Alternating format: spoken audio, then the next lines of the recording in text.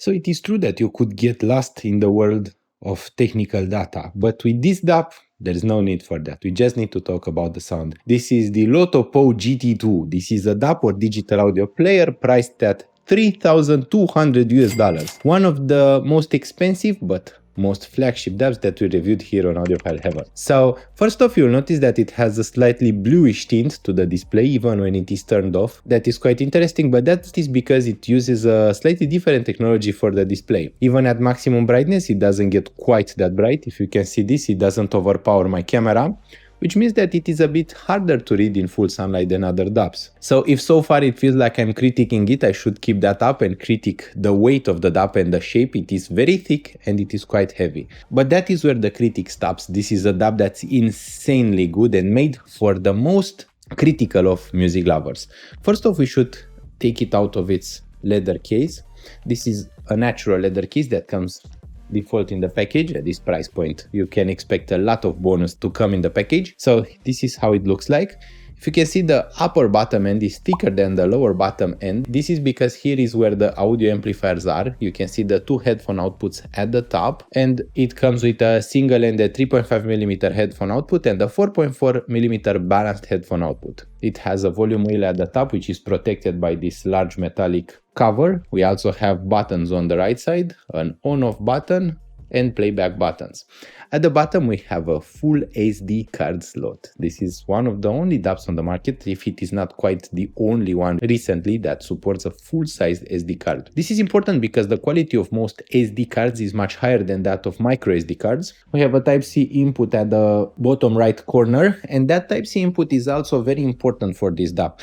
This is because it can be used as a USB dock. When it is used as a USB dock, the first, let's say 10 seconds of each moment when you start playback will be out of sync, there will be a delay, but then it somehow gets in sync and there is no delay. So the USB function is perfect for watching real-time content, playing video games and doing basically everything. It just starts out of sync somehow. I believe that this is because it takes a while before the buffer synchronizes with the computer.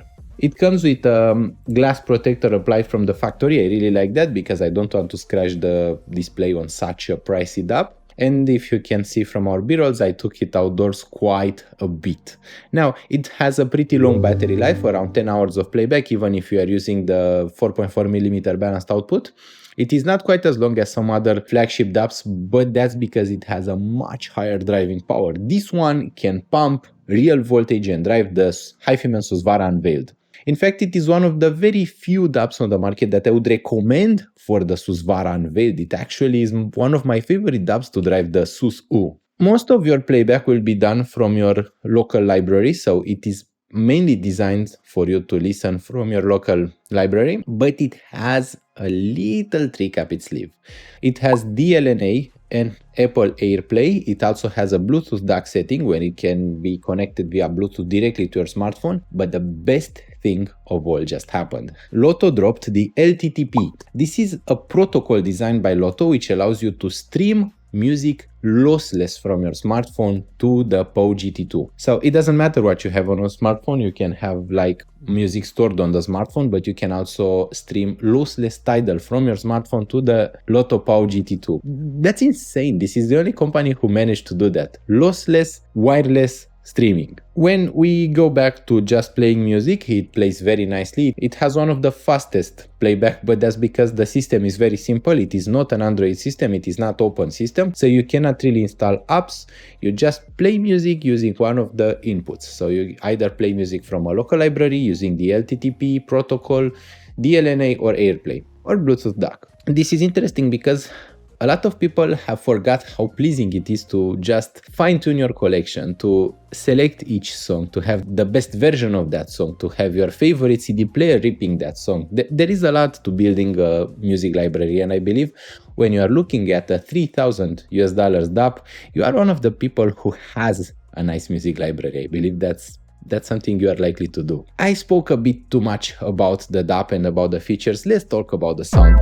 Because let's be real, at $3,000 you are not purchasing this for the looks or to play games on it. You are purchasing it to listen to some real music. The driving power is insane at maximum. It can drive basically everything under the sun. I was able to enjoy the Susvara original with it, although with the Susvara original it doesn't climb at a high enough volume. Even so, it has a beautiful full bass with a punchy sound. Also with Susvara Unveiled, it's just perfect. It is one of my favorite dubs to power the Unveiled.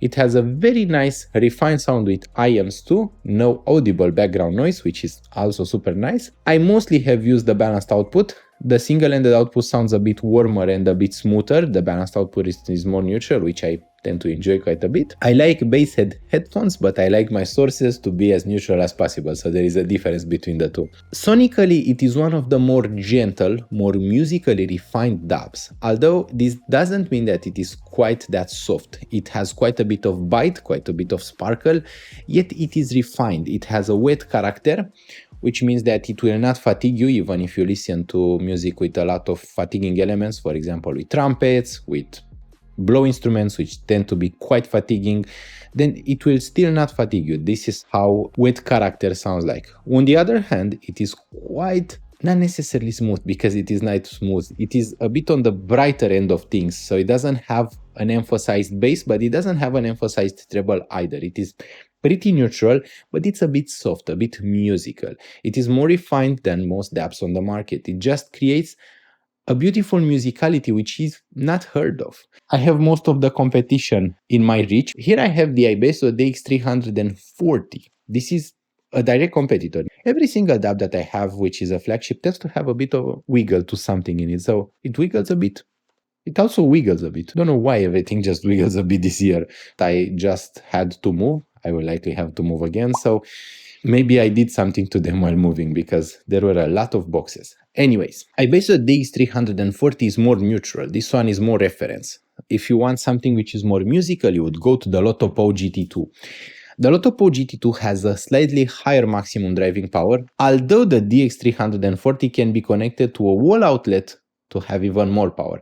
We will study that in its review. Besides listening to music, there isn't much we can do with it. This is the perfect DAP. Simple, stable, no bugs, nothing that you can ever complain about. It just works, and it works beautifully well. The whole point of the Lotoo PAW GT2 is how musical everything is, how cohesive, and yet what a high resolution it has.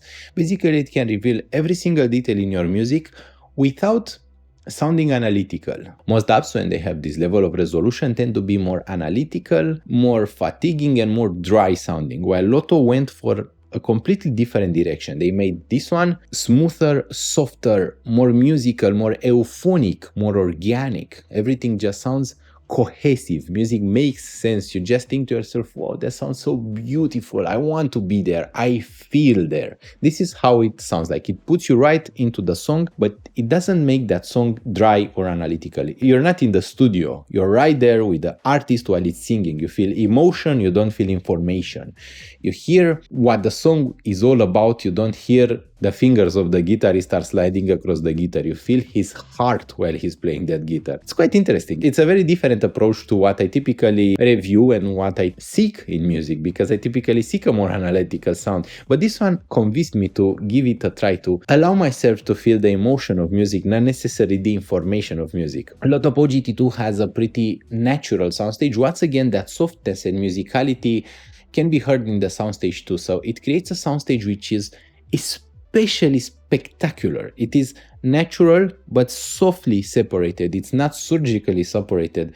It has a very natural separation. Each instrument is playing its own space, but once again they all blend together to create the final song.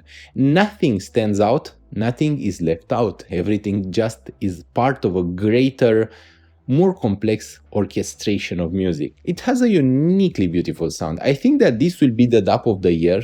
This year, when we finish 2025, I think this will be the best DAP that I've heard this year, but we'll have to see. iBasso still is coming up with DAPs. Even Lotoo may create something else. A little birdie told me that every single DAP creator still has something to release until the end of 2025, so we'll see about that. But so far, it has the most musically pleasing sound that I've heard this year. It's absolutely amazing. I really love the sound that the Lotoo PAW GT2 provides. I hope that you have loved my review. If you did, please like this video, subscribe to the channel if you want to learn more, and if you want to see more reviews. Thank you so much for watching, and we'll see each other really soon. Bye!